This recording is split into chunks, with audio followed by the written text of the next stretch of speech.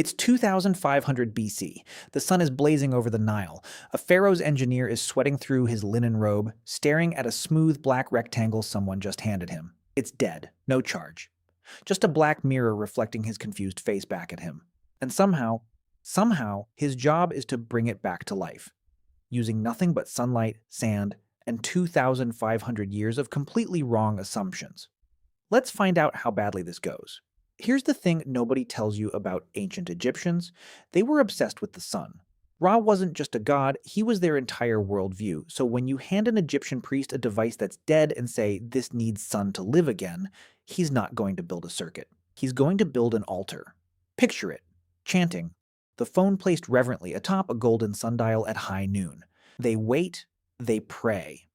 Nothing happens, because, shock twist, sunlight alone doesn't charge a phone. You need something to convert that light into electricity. So now the question becomes, could they have actually built that? Surprisingly, they're not as far off as you'd think. Egyptians already understood reflection and concentrated light. They used polished bronze and copper mirrors for signaling and possibly even lit ceremonial fires this way. Concentrating sunlight? Easy for them. But a solar panel doesn't just need heat, it needs the photovoltaic effect, where light hitting a semiconductor knocks electrons loose to create current. That requires materials like silicon, refined to an absurd level of purity, layered with precise impurities to create an electric field. Egyptians had glassmaking. They had sand. Technically, sand is the raw material for silicon. But refining raw silica into pure semiconductor-grade silicon requires furnace temperatures and purity levels their kilns couldn't dream of reaching. So, dead end? Not quite. Let's get weirder.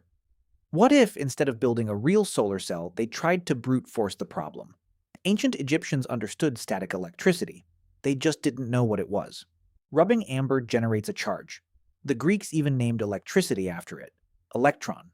Egyptians worked with resins and amber in jewelry making, so the phenomenon was available to them, even if unexplained. Could they generate a tiny static charge by friction, then somehow funnel it into the phone?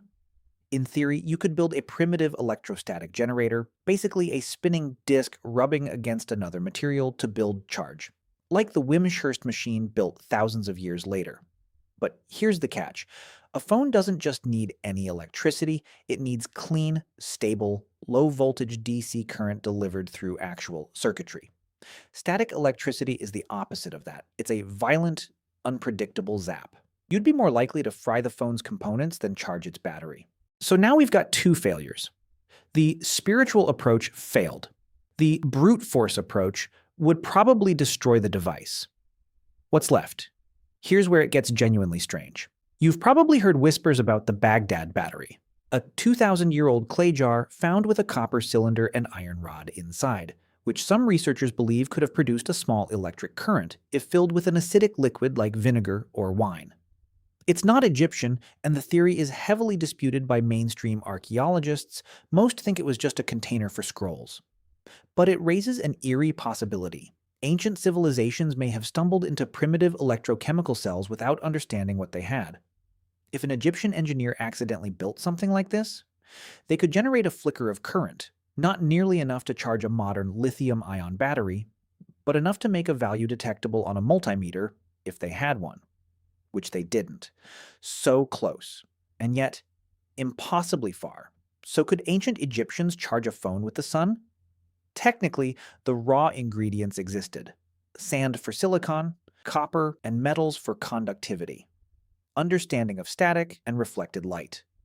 The pieces were scattered across their world like puzzle fragments. But assembling those fragments into a working solar charger requires not just materials, but industrial-scale precision, purity, temperature control, and an understanding of physics that wouldn't arrive for another 4,000 years.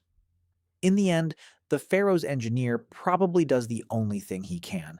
He places the phone back on the altar, lets the sun hit the black glass, and watches his own reflection stare back at him. Dead, dark, and very unimpressed by ancient ingenuity. The sun, it turns out, was never the missing piece. We were.